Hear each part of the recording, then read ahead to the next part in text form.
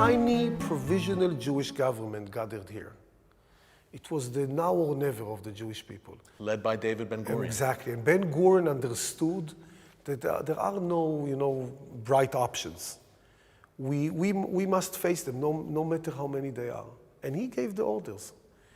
And, the chances were like closer to zero than to any other number. The battle is raging, it's at the gates, and they gather here in Tel Aviv, in this very room. And while they declare independence here, and Arab armies are marching, and the Brits are pulling out, the Egyptians show people the headline of the New York Times from that day.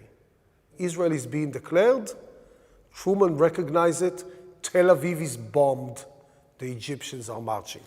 This is the headline. So you have Israel being born literally under fire. A nation born in a day. In a day and under fire, while from all directions they invade, while Jerusalem is really suffering, and almost most of the city fell into the hands of the mighty Jordanian army. And here they chose to do it here. Why?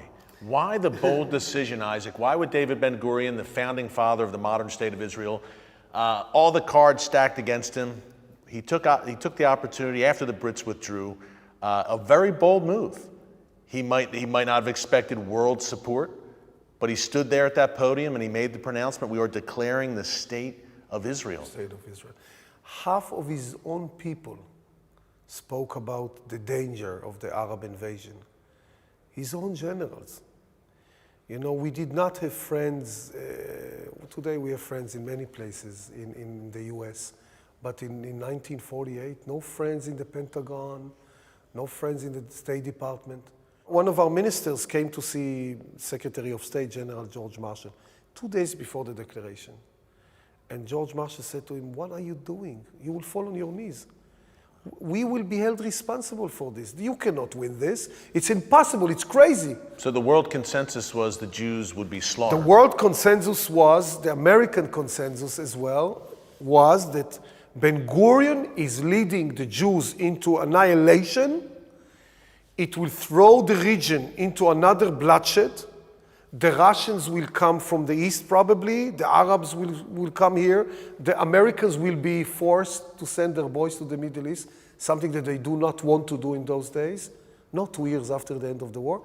And so the assessment, what the State Department and the Pentagon said to the president, that this is a new world crisis, that Ben-Gurion is leading the whole world into a new world war.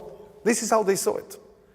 And imagine how brave your president was against all those voices around him, against logic.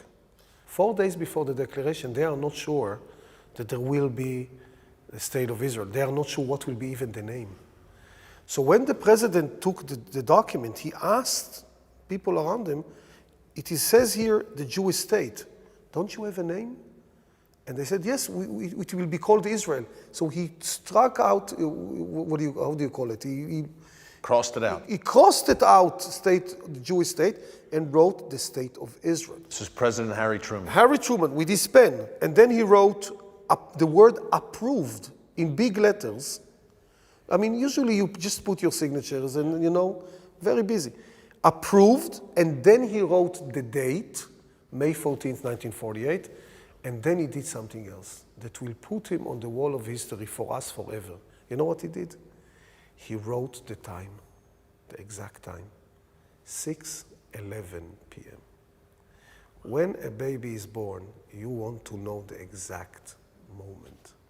6:11 p.m. You go to Truman's library in Missouri, Independence, Missouri, it is on the wall there, this document. This is where Israel was born. This is the actual stage where it all happened. Ben-Gurion was sitting on the table and his cabinet member at the long table there. And this was the provisional Jewish government.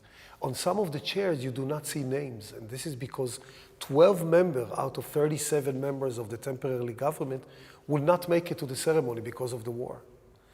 And all around, you can see the walls. They decorated the walls with these beautiful pictures of great Jewish artists painting Jewish faces and Jewish life. And we see the father of modern Zionism, Exactly, Theodore and the Herzl. father, exactly, Theodore Herzl, the flags of Israel.